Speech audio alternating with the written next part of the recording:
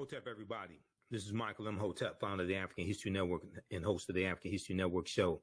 It is Sunday, June 23rd, 2024, and we are live. I wanted to come on and talk about my new online history course that is starting up today. I'm getting ready to jump off of here and start teaching this class. It's called Black Resistance Movements from the Haitian Revolution, U.S. Civil War, Civil Rights Movement, and Black Power Movement, 1800 to 1968. So this is an exciting 10-week online course that I'm teaching. I wanted to come on and give you all a brief overview of the class. Okay, so this class focuses in on history from 1800 to 1968 till about 1971 with the start of the war on drugs, declared June 17th, 1971 by Richard Nixon. Okay. And this class focuses on what leads up to the Civil War taking place. What are some of the laws and policies put in place that lead us to where we are right now? We deal with the Jim Crow era, the Reconstruction era, in the aftermath of the insurrection that we saw on January 6, 2021 at the U.S. Capitol.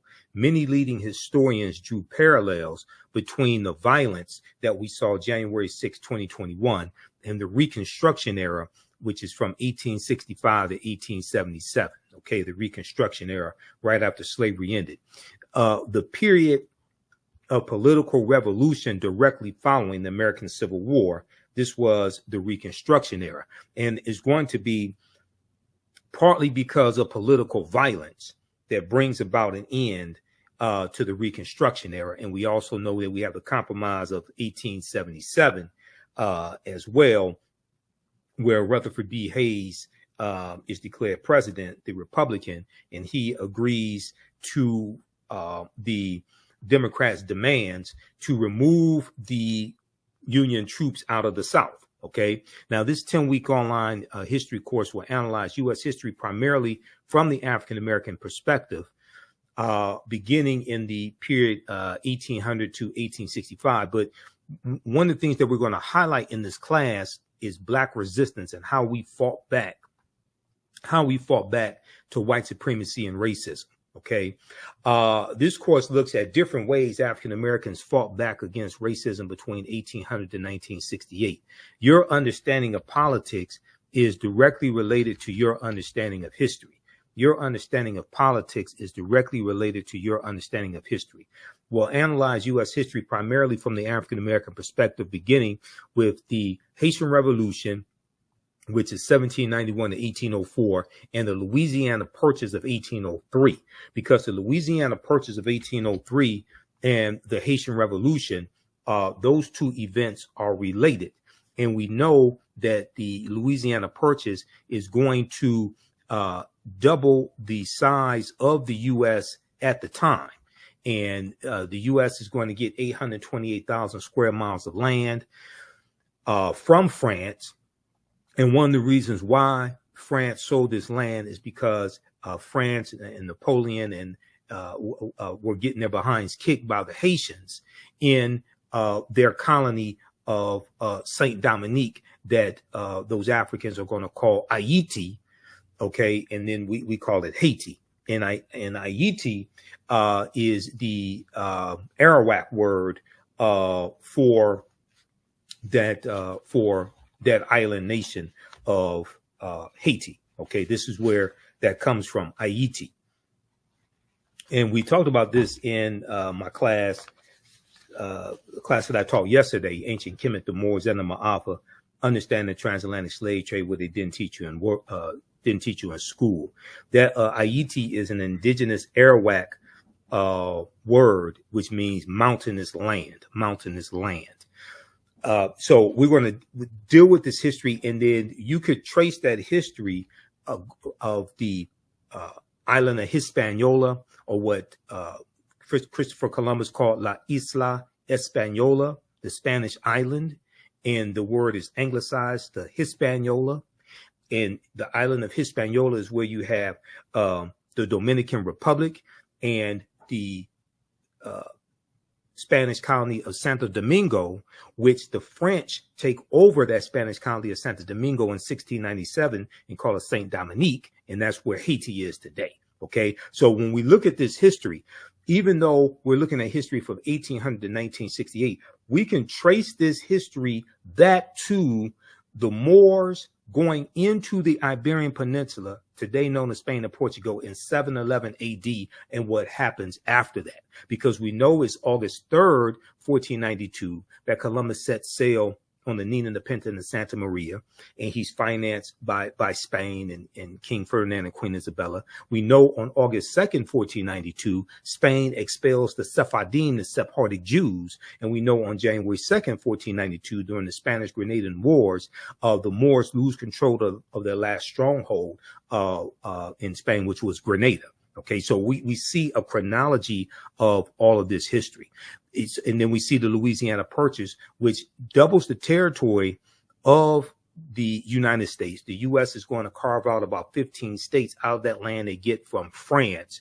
And France did not legally own that land. This is stolen land they got from Native Americans as well as African people who were already here as well. And we know from reading Dr. David Imhotep's book, The First Americans Were Africans, Documented Evidence, we know African people were here in this land we call the United States of America, going back at least 51,700 years ago. Okay, so, this is already a given. Okay, so what we're going to see here in this class is a chronology of this history and what leads to the U.S. Civil War taking place. We'll look at things like the Missouri Compromise of 1820, okay, the Kansas-Nebraska Act of 1854, and after we look at the Mexican-American War, 1846 to 1848, and after the Civil War ends with the, General Robert E. Lee surrenders to General Ulysses S. Grant at Appomattox Courthouse in Virginia, April 9th, 1865. And then you have June 19th, 1865, Juneteenth. But as we will look at in this class, we know that the Emancipation Proclamation did not free the slaves. Okay, the Emancipation Proclamation did not free the slaves. We know that the border states of Maryland, Missouri, Kentucky, and Delaware, they were all exempt from General Order Number 3. Okay, delivered by Major General Gordon Granger. And, we just commemorated Juneteenth, and we should celebrate Juneteenth. But as you saw in the videos from my presentations for Juneteenth 2024, I said that we have to protect the history of Juneteenth and correct the history of Juneteenth. And June 19th, 1865, when those enslaved Africans in Galveston, Texas, got the word that they were freed, that was not the last day of slavery, because Kentucky and Delaware did not abolish slavery until December 18th, 1865. And that is when the 13th Amendment was adopted. We know that when Georgia ratifies the 13th Amendment, December 6, 1865, Georgia becomes the 27th state to ratify the 13th Amendment, and it becomes law, and it's adopted December 18th. So Kentucky and Delaware did not abolish slavery until 6 months after Juneteenth. So how could Juneteenth be the last day of slavery? Okay, so a lot of these reports that you hear in the media are basically false about Juneteenth. Okay, so we go through and we look at some of these original documents. We look at the U.S. Constitution, Emancipation Proclamation, things of this nature.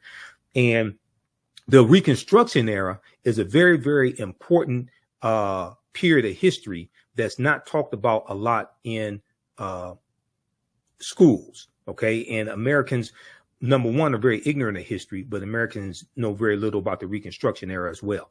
You can register for this class because I'm getting ready to jump off here and jump into the class right now at an online school and start teaching the intro to the class. Visit our website, AfricanHistoryNetwork.com, AfricanHistoryNetwork.com. Scroll down past the first online course that I teach, Ancient Kemet, the Moors, and the Ma'afa, Understanding the Transatlantic Slave Trade. You can still register for that class. But this new one right here, Black Resistance Movements, this really ties into the political climate what we see going on in America right now, the backlash against diversity, equity, and inclusion, the resistance against any type of reparative justice or reparations, the attack on voting rights as well, the January 6, 2021 insurrection, which was political violence. All of this is what we see, the seeds of all this during this period of time from 1800 to 1970. Okay, so this 10-week online course, Black Resistance Movements from the Haitian Revolution, U.S. Civil War, Civil Rights Movement, and Black Power Movement. You can register right here for it. Click right here, register for full course. It's on sale, $80. You can register for both classes. We have a bundle pack for $120. It's about a $300 value. There's going to be some bonus content. You're going to get my Juneteenth lecture free when you register for this new class as well, Black Resistance Movements. Okay, so visit our website, AfricanHistoryNetwork.com. and register for it, and we'll see you in class. I want to go back to this PowerPoint presentation. These are some of the actual slides from the class. There are 80 to 100 articles that we look at in this course, and there are numerous slides that I put together for this class as well. There's 2 binders full of articles that I teach, because it's really close to about 100 articles that we look at here. So we go through, we look at the 13th Amendment. Now, contrary to popular belief, people think the 13th Amendment has an exception clause because it says, except as punishment for a crime whereof the party shall have been duly convicted, shall exist within the United States or any place subject to their jurisdiction. So people are under this misconception, oh, well, this is why you have mass incarceration, because of the 13th Amendment. No, that's false, okay? What is the 13th Amendment? What law is the 13th Amendment based upon? The 13th Amendment is based upon what's known as the Northwest Ordinance of 1787. The Northwest Ordinance of 1787 dealt with the Northwest Territory. It dealt with Michigan, Ohio, Indiana, Illinois, Wisconsin, and Minnesota. The Northwest Territory is one of the main reasons why the Northwest Ordinance, I should say, the Northwest Ordinance of 1787 is one of the main reasons why places like Michigan, where I live, had very low levels of slavery, because the Northwest Ordinance basically abolishes slavery in the Northwest Territory. And when I did my presentation for the Detroit Reparations Task Force on March 2nd, 2024, some of you all have seen the video of that lecture because I've been rebroadcasting it on my social media platforms. I talk about the Northwest Ordinance there, officially titled An Ordinance for the Government of the Territory of the United States, northwest of the River Ohio. The Northwest Ordinance was adopted on July 13, 1787 by the Confederation Congress. Okay, this is the same Congress. This is who drafts the U.S. Constitution. Okay, in 1787 at the Philadelphia Convention, the Confederation Congress, the one house legislature operating under the Articles of the Confederation. So the Northwest Ordinance chartered a government for the Northwest Territory, provided a method for admitting new states to the Union from the territory, and listed a Bill of Rights guaranteed in the territory. And one of the things that it did was basically forbade slavery. A Bill of Rights protecting religious freedom, the right to a writ of habeas corpus, that means having your day in court before, being convicted, the benefit of a trial by jury, and other individual rights. In addition, the accordance encouraged education and forbade slavery. So this is why, like in 1832, Michigan had in 1830, the U.S. Census showed Michigan only had 32 slaves. In 1773, we know Detroit had 73 slaves. Okay, but after that, in 1787, you're going to see a drastic decline in the number of slaves that the Michigan Territory has, and then Michigan becomes a state in the Union in 1837, and it gets admitted to the Union as a free state. So this is why I said that the people that, even though slavery did exist in Michigan, there was very low levels of it. And also many of the numbers that you see talking about the number of slaves in Michigan, that also included Native American slaves. And at one point, Native American slaves outnumbered African slaves 3-1. So this is why when we talk about reparative justice, we have to specifically understand the history of the city or state that we're talking about. We can't just run around talking about slavery, slavery, slavery. You owe us $17 trillion. That's not going to work. Yeah, I mean, go watch my presentation. I got deep into this. Okay, so so we go through and take you throughout history. We look at the Reconstruction era, right? The Reconstruction era is not talked about a lot in schools. And there was a excellent article from Time.com, Time magazine, that I use in the class. And it deals with how schools are not teaching about the Reconstruction era. And the Reconstruction era is extremely important to understand because it helps us better to contextualize what is taking place right now. What is taking place right now? The attack on critical race theory, okay? The banning of books that are taking place, especially books dealing with the history of slavery and the civil rights movement, things of this nature. And then you have the initiative to reshape the federal bench, the federal courts, and the U.S. Supreme Court into an ultra-conservative court as well. So we see all this continuation, all these political fights, things like this coming from the Reconstruction era and going into the Jim Crow era. A new report finds that 45 states are failing to teach students about the period that shaped race relations after the Civil War. Now, this is an excellent article from January 12, 2022 by Olivia B. Waxman for Time magazine. And this was basically a year and 6 days after the January 6, 2021 insurrection. In this article, it says in the aftermath of the insurrection a year ago at the U.S. Capitol, many leading historians drew parallels between the violence that we saw January 6, 2021 and the Reconstruction era, the period of political revolution directly following the American U.S. Civil War. So Civil War is 1861 to 1865. Quote, now, Eric Foner is one of the top historians when it comes to the Reconstruction era, okay?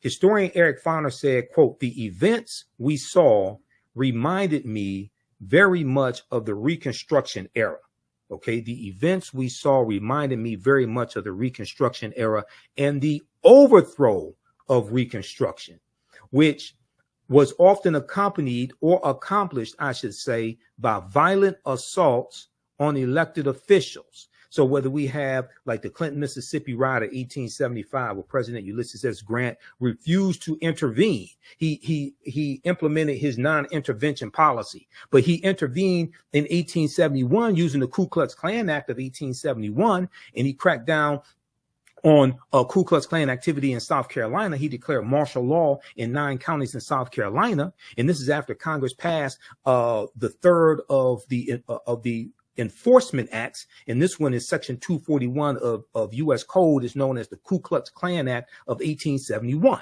Okay, now Eric Foner is the author of the book Reconstruction, America's Unfinished Revolution, 1863 to 1877. He said this in an interview with the New Yorker magazine published a week after the January 6, 2021 insurrection. Now, scholars say studying the aftermath of the U.S. Civil War can help put into context many of the most seminal events in the U.S. in recent years, from the brutal murder of George Floyd, May 25th, 2020, okay, in Minneapolis, Minnesota, by Derek Chauvin, to the voter suppression laws enacted after African-American voters played a big role in helping Joe Biden and Kamala Harris be elected president and vice president in 2020. But despite the timeliness of the era in today's climate, many students in American schools will not get a full education on Reconstruction until they get to college. But majority of them are not going to go to college. The Reconstruction era, understanding this is why I when I talk about Juneteenth, I say we can't deal with just one day in history. Juneteenth leads you to the Reconstruction era, 1865 to 1877. It leads you to the Civil Rights Act of 1866, which allows African Americans to enter into legal contracts and negotiate wages. And it's the Civil Rights Act of 1866 that's being used against us now in these anti-diversity, equity, and inclusion lawsuits that white conservative Ed Bloom is filing. He filed it against the Fearless Fund, the African American women who give out grants to businesses of women of color. And Ed Bloom is saying that they're discriminating against white business owners. It played a part also when we deal with the affirmative action being overturned in college admissions. That was Ed Bloom, conservative activist Ed Bloom, who filed that lawsuit once again. So one of these Reconstruction laws and the 1866 Civil Rights Act, that was the foundation of the 14th Amendment of 1868. Now you have these white supremacists using these laws against us that were created for us. And this is why we have to understand this history and understand, and your understanding of politics is directly related to your understanding of history. Okay. And this is why I say we have to practice political self-defense. Understanding how these laws and policies impact African Americans, impact our economic condition, how to weaponize our vote, how to fight back against these people, take them out of power, vote them out of office, and understanding how to protect gains that have already been made. If you don't understand history, you don't understand the gains that have been made. The attack on voting rights, Senate Bill 201, okay, coming out of Georgia. That's very similar to the attack on voting rights, African-American voting rights that we saw at the Mississippi State Constitution, the Mississippi State Convention in 1890, okay, shortly after Reconstruction ends. And they're rewriting the Mississippi State Constitution to oppose poll taxes and literacy tests, to suppress, it was specifically designed to suppress the African-American vote. There's an excellent article from the Washington Post called "The Mississippi Plan to Keep Blacks from Voting in 1890. Quote, "We came here to exclude the Negro," end quote. Now, that quote, "We came here to exclude the Negro," is a direct quote from Solomon Saladin Calhoun, who was the white county judge who presided over the Mississippi State Convention. And he said, "Let's tell the truth if it bursts the bottom of the universe. We came here to exclude the Negro. Nothing short of this will answer." Because African Americans were the majority of the population in Mississippi, and we were the majority of the voters. Okay. So they're trying to take back power. They imposed, the delegates eventually adopted a literacy test and a poll tax geared to suppress the black vote in a state with a black majority. The Mississippi Plan became the model throughout the South, part of a raft of racially oppressive Jim Crow laws that ended Reconstruction. What you're going to see is other states adopt similar laws. South Carolina, 1895, Louisiana, 1898, Alabama, 1901. You're going to see Georgia, Oklahoma. It's the same thing that happened after Senate Bill 201 passed. Okay. Out of Georgia, other states, especially many of these former Confederate states, they started passing similar bills. Okay. And what are they doing? They're cracking down on mail-in ballots, okay? And they're trying to find ways to suppress the votes of African Americans, Latinos, Asian Americans, white college students as well. It's not just targeting African Americans. We are the main target, though, because we have historically been targeted, because there has always been a fear of African American political power in this country. Read the article from motherjones.com. Now, you know I'm a national political commentator. You see me on Roland Martin Unfiltered every Friday. You see me on the African History Network show. I just did Attorney Areva Martin show this week as well, this past week. You know, she's a CNN legal analyst, Areva Martin. So I was on her radio show on 1580 AM KBLA out of Southern California, which is Tavis Smiley's radio station.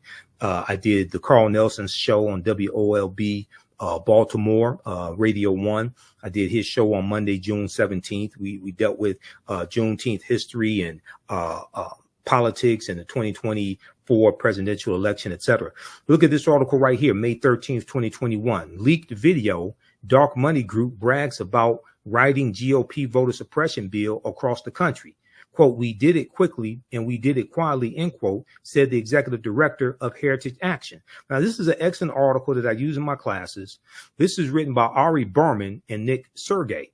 Ari Berman used to write for thenation.com, and during the 2016 presidential election, Ari Berman wrote a series of articles dealing with the voter suppression that was taking place during the 2016 presidential campaign. And he has one article that deals with how there are 868 fewer polling places to vote at in the 2016 campaign. That's a direct result of Shelby County versus Holder, U.S. Supreme Court case of 2013, which gutted Section 5 of the 1965 Voting Rights Act. Well, the reason why you needed the 1965 Voting Rights Act is because of what happened in Mississippi in 1890 at the Mississippi State Convention, and what happened in Florida in 1889 when Florida was the first state to have poll taxes, and what happened in South Carolina, in Georgia, in Alabama, when they rewrote their state constitutions. This is why you needed the 1965 Voting Rights Act. And you've had white supremacists who've been trying to weaken the 1965 Voting Rights Act or revoke it altogether, basically since it was implemented. So quickly here, when we look at this piece from Mother Jones, okay, how many of you all know this? Senate Bill 201 was crafted by Heritage Action for America. Here's what happened. In a private meeting last month with big money donors, the head of a top conservative group boasted, I want everybody to see this. We're going to zoom in on this. The head of a top conservative group boasted that her outfit had crafted the new voter suppression law in Georgia and was doing the same with similar bills for Republican state legislators across the country. They did it with Senate Bill 201 in Georgia, and they did it with other similar bills in Republican state legislators across the country. Quote, in some cases, we actually draft them for them, end quote, she said, or we have a sentinel on our behalf, give them the model legislation so it has that grassroots from the bottom up type of vibe, end quote.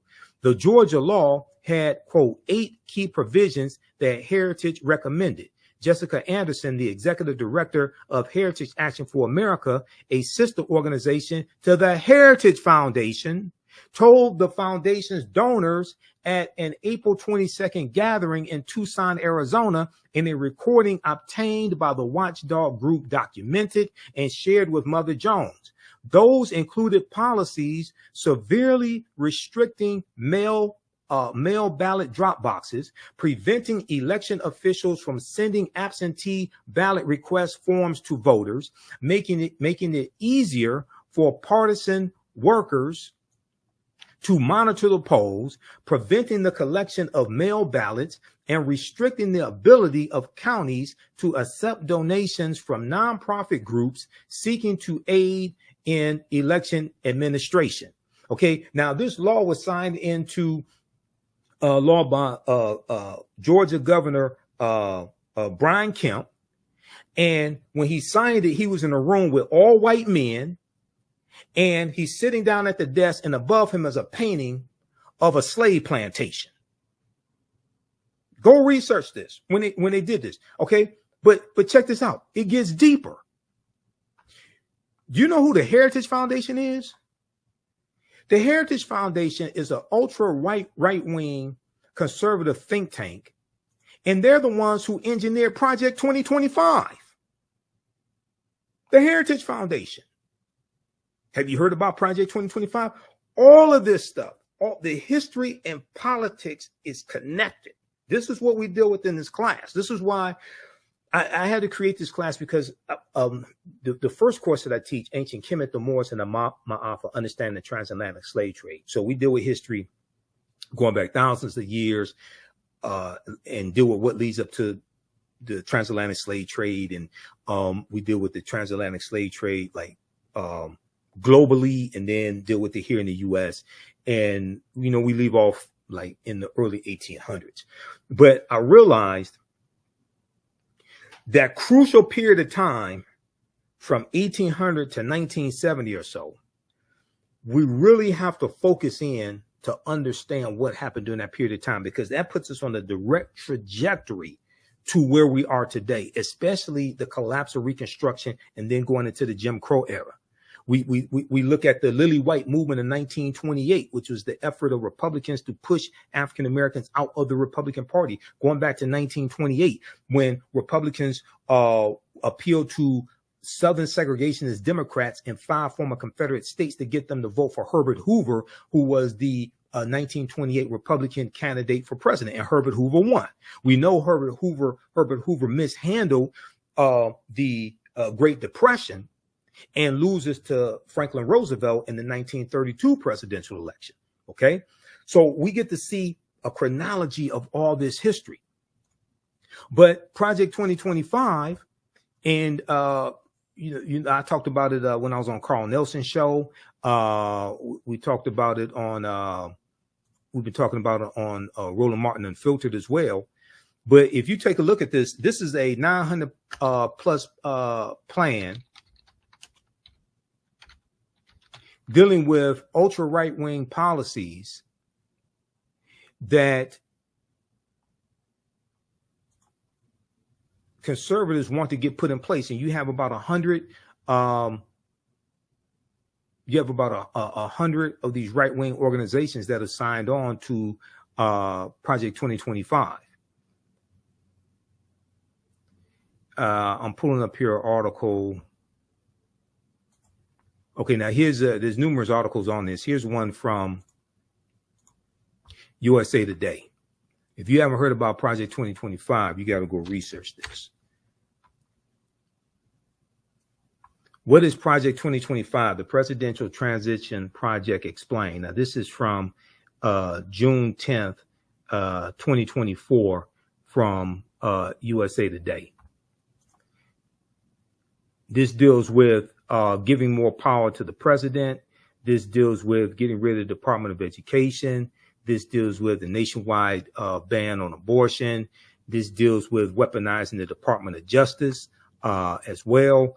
I mean, this stuff is deep. This deals with politicizing federal employees and getting rid of thousands of federal employees and implementing a loyalty pledge as well to be a federal employee. What is Project 2025? The Presidential Transition Project Explained.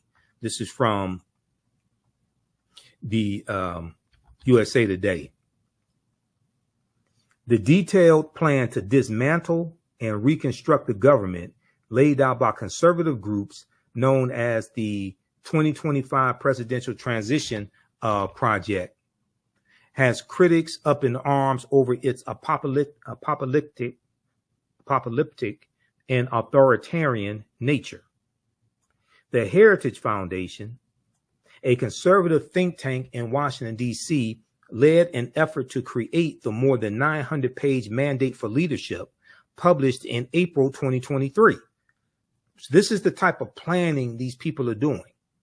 Reimagining the executive branch, and presented a plan to overhaul several government agencies, including the FBI, for the country's next conservative president to follow. Now, the Heritage Foundation did something similar in 1980 with their mandate for leadership. And and that was a book in 1980 that contained 2,000 policies they wanted the Reagan administration to adopt.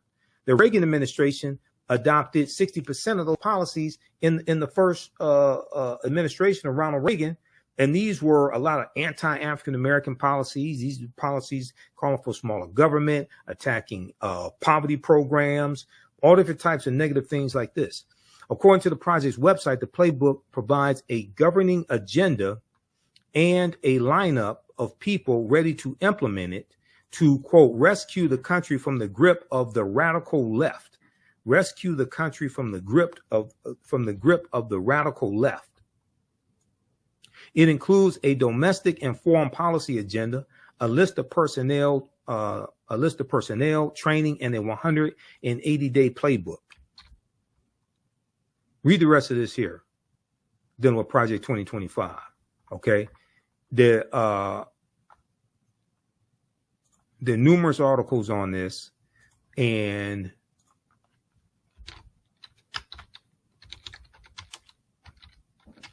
let me pull up something here.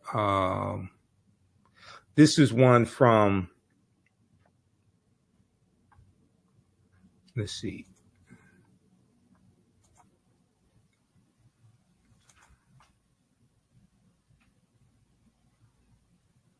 This is one from oh,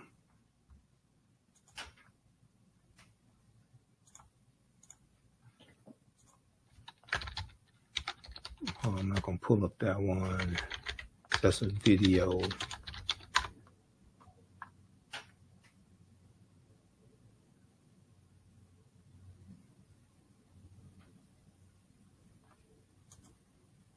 This is one from Newsweek.com. Now, this is the ex-Republican National Committee chair. This is Michael Steele, who's African-American. And he's confronting, so on the weekend on MSNBC, co-hosted by Michael Steele, they just had the guy who's the head of the Heritage Foundation on the show. They had him on this weekend. It was Saturday. They had him on Saturday, June 22nd.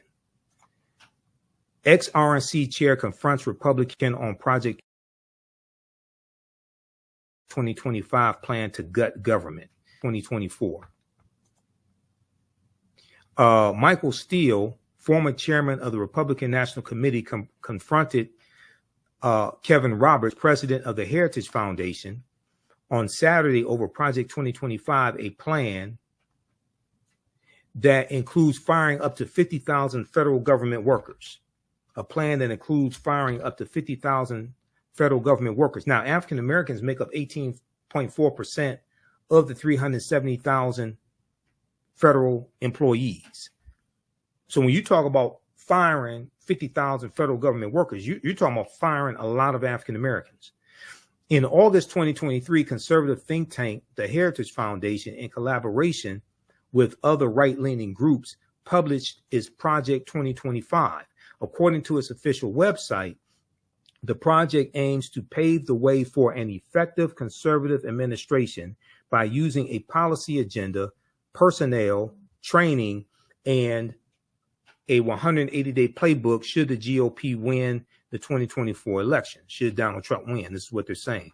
Proposals include reintroducing legislation making it easier to fire federal employees, prosecution for distributing abortion pills by mail, and abolishing recently established diversity, equity, and inclusion DEI initiatives at the Department of Defense. However, one of the most significant proposals is a plan to reintroduce Schedule F, a Trump-era executive order rescinded by President Joe Biden. Okay, research Schedule F. The Schedule F employees, rescinded by President Joe Biden, that would see tens of thousands of federal workers reclassified, making them easier to fire. Once again, African Americans are 18.4% of federal employees. While the Trump campaign has previously said outside groups do not speak for the former president, Project 2025's 1,000-page proposal was drafted with input from a long list of former Trump administration officials who are poised to fill top ranks of a potential new administration, according to the Associated Press. Newsweek has reached out to Trump's campaign via email for comment.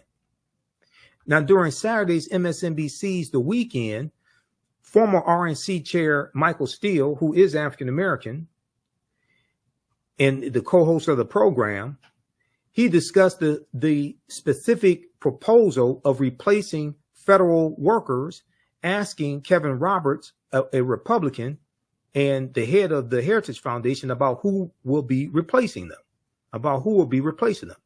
Quote, talk to us about what that looks like if Heritage is calling for removing 50,000 federal employees. Who are you replacing them with, and where do they come from? I suspect a lot of those people you are talking about have been in the federal service for a long time and served not just Republican administrations, but also Democratic administrations, Michael Steele said. Kevin Roberts mentioned political contributions as he claimed federal workers contribute to the Democratic Party. See, what they want to do is they want to go through and weed out federal employees, and they only want federal employees who will be loyal to Donald Trump. And that's not how federal employees work. Federal employees are not loyal to a president. They are employees that serve the country. They stay there for 20, 30, 40 years. They serve many presidents. They're not there to serve a president. What I mean is they serve under many presidents. They're not there to serve a president. They're there to serve the country, but they work under many presidential administrations. They're not there to be loyal to one person. That's not how this works. Quote, they have, and 95% of them who give political contributions give them to the Democratic Party. Kevin Roberts said, the head of the Heritage Foundation, they can donate to whoever they want to. You can be a federal employee and make political donations. You have a right to do that. However, Michael Steele interjected and asked, quote, so you're going to fire someone because they wrote a check to a Democratic candidate? Kevin Roberts continued by doubling down on the efforts to replace civil servants, calling them unelected bureaucrats. Quote, now we're going to fire someone. He said, no, quote, no, we're going to fire someone, and the number needs to be more than 50,000 people, considering there are more than 2 million federal employees because of over the last century, the radical left has seen the administration state as the fourth branch of government. They're unelected bureaucrats, but ultimately we have to devolve power from the imperial city of Washington back to the people. You listen to this guy. This guy sounds crazy as hell. Go to MSNBC.com. Go to the weekend, watch the interview that they did, that the TV, not the pop artist, The Weeknd, not him, the political show on MSNBC, The Weeknd. Okay, with Michael Steele and Simone and Menendez. Okay, go watch that. They interviewed Kevin Roberts Saturday, June 22nd, 2024. This dude sounds like a Trump bobblehead, full of conspiracy theories. And he's the head of the Heritage Foundation. This is the organization that created Project 2025. Not only that, the 226 federal judges that Donald Trump got confirmed, and the 3 Supreme Court judges, those judges came from lists submitted to him from the Heritage Foundation and the Federalist Society.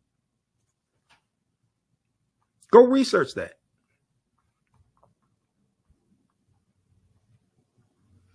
Okay, read the rest of this article here. This is how deep this is.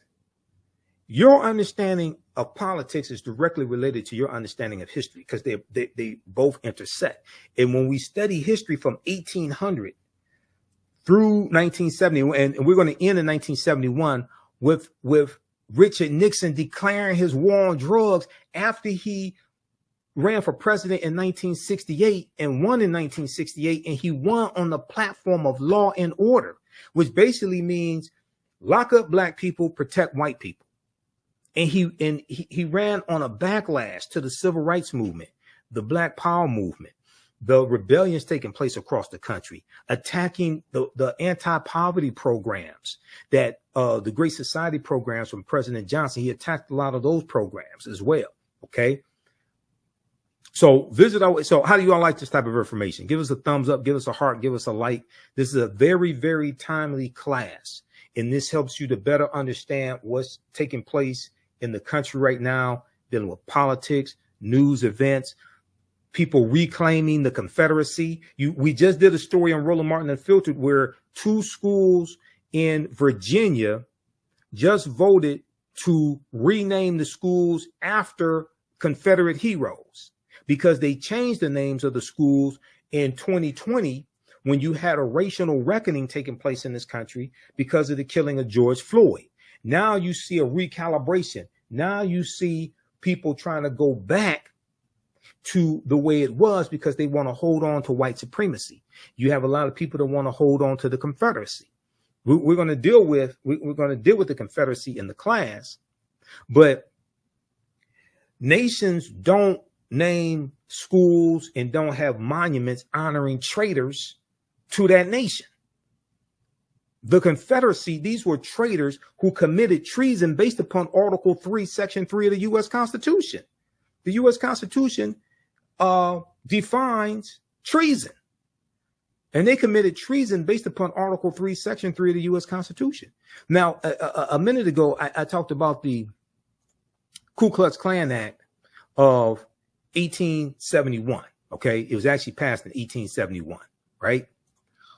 How many people know that Traitor-in-Chief Donald Trump is being criminally prosecuted right now by special counsel Jack Smith using Section 241 of the U.S. Criminal Code? And Section 241 is the Ku Klux Klan Act of 1871. It's actually 1871, not 1870. How many people know this? Read this article here, okay? And once again, this is an example of how we see history and politics coming together and how historical events shape policy and laws, and then laws shape historical events. This all happened during the Reconstruction era, 1865 to 1877. Read this article from the Washington Post. Trump is charged under civil rights law used to prosecute KKK violence.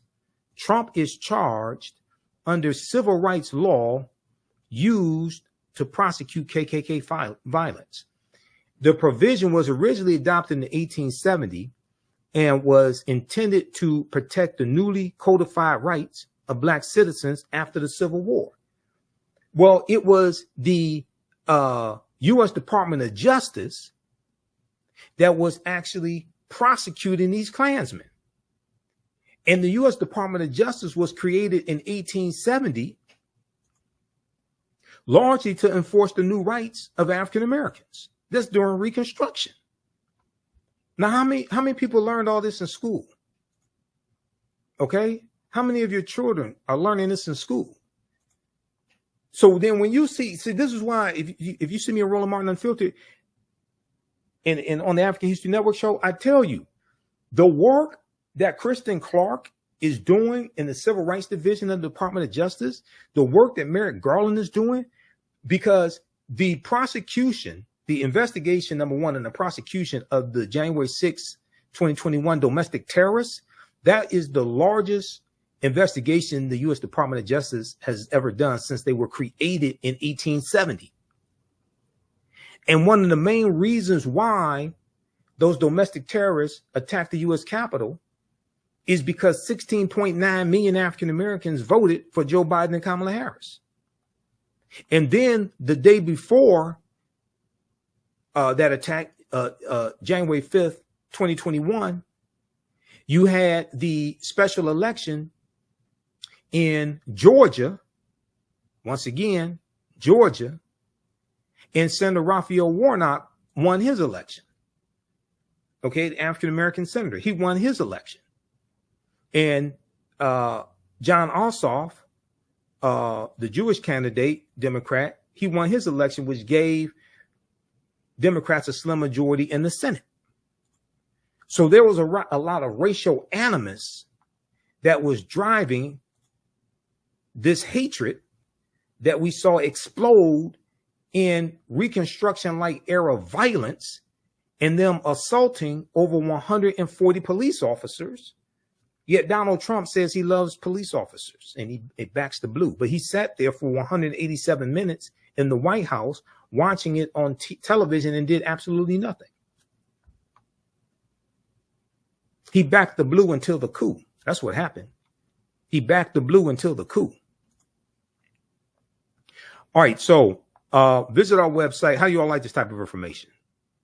Who still needs to register for this online history course? I'm about to get out of here and jump into the class and start teaching this class. Visit our website, AfricanHistoryNetwork.com, AfricanHistoryNetwork.com. Scroll down. We have my new Juneteenth lecture there. It's a 3-hour lecture. If you register for this class, you're going to get the Juneteenth lecture in digital download format. Okay. But you can order it in DVD or digital download format. You can register for the first class I teach, Ancient Kemet, the Moors, and the Ma'afa. Understand the transatlantic slave trade, what they didn't teach you in school. Now, we do the sessions live. All the sessions are archived and recorded. You can go back and watch these anytime. So even after the course is over with, you can still go back and watch the class. Okay. A year from now, 2 years from now, you'll still have full access and you can watch the class. This content is PG-13, so you can use this with your children. Okay, so it's not overly graphic. I don't do a lot of cursing or anything like that. And it's very visual. So there's articles that we reference, books that we reference. I show you usually the book references on the screen, so you don't have to buy any of the books if you don't want to. But register here. We're going to do a class introduction right now. I teach this at my online school, so you can register for this course. Click right here, register for full course at AfricanHistoryNetwork.com. We just posted a link here in the thread of the broadcast. You can also support the African History Network, $ the AHN show through Cash App and through PayPal, paypal.me/the AHN show. That helps us keep doing the research, stay on the air, keep broadcasting, pay some of the bills. This is our official Cash App account, $ the AHN show, SHOW. When you go to it, it'll say Michael. There's some like 5 or 6 fake African History Network Cash App accounts out there that I have identified, like these right here. Oh, and you can click on a Cash App link right here. Here's our QR code. Okay.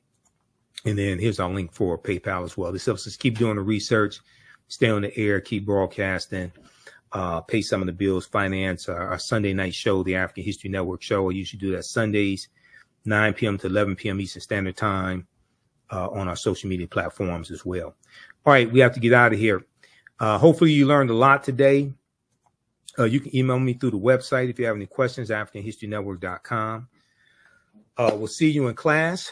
Remember, right now is correct wrong behavior. What you do for yourself, what you do to yourself, and what you allow other people to do to you and get away with is based upon what you think about yourself. What you think about yourself is based upon what you have been taught about yourself. What you've been taught about yourself is based upon everything you've read, heard, and seen about yourself. So when you control the radius of a man or woman's thoughts, you can control the circumference of his or her actions, because the mind can't do or teach what it doesn't know. And your understanding of politics is directly related to your understanding of history. Okay, so we'll see you in class. Listen to the African History Network show. And Wakanda, right now it's correct wrong behavior. It's not over till we win. Wakanda forever. We'll talk to you next time. Peace.